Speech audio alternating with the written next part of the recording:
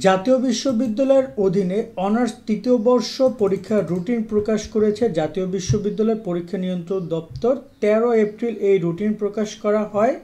আগামী 24 এপ্রিল থেকে তাদের পরীক্ষা শুরু হবে।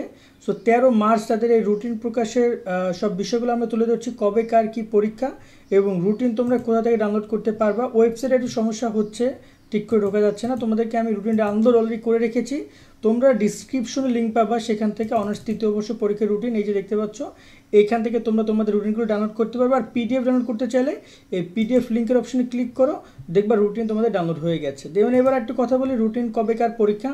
তো এখানে দেখতে পাচ্ছ 24/4 অর্থাৎ 24 এপ্রিলে তাদের বৃহস্পতিবারটি পরীক্ষা রয়েছে, যেখানে সকল ডিপার্টমেন্টের পরীক্ষা হবে এবং এখানে তোমরা সাবজেক্ট কোডগুলো মিলাই নিবা।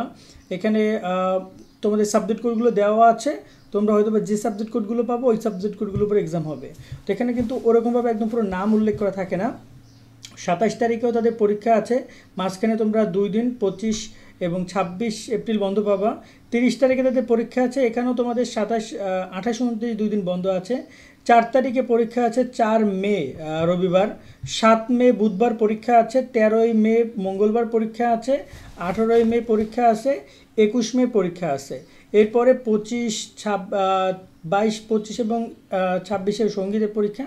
সো এই হচ্ছে পরীক্ষা তোমাদের বিষয়গুলো এবং এই হচ্ছে তোমাদের রুটিন। তোমরা রুটিনটা অবশ্যই ডাউনলোড করে নিও এবং কার কবে কী পরীক্ষা সে বিষয়গুলো দেখে নিবে। পরীক্ষা শুরু হবে সকাল দুপুর 1টা থেকে এবং 4 ঘন্টা পরীক্ষা চলমান থাকবে।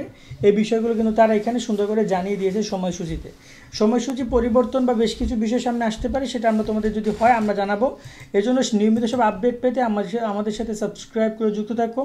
আর রুটিন অবশ্যই তোমরা ডিসক্রিপশন লিঙ্ক থেকে রুটিনটা ডাউনলোড করে নিবা, এখান থেকে পিডিএফ লিঙ্ক ডাউনলোড করতে পারবা আর এবং এখান থেকে তোমরা ছবিগুলোও চাইলে ডাউনলোড করে নিতে পারবা।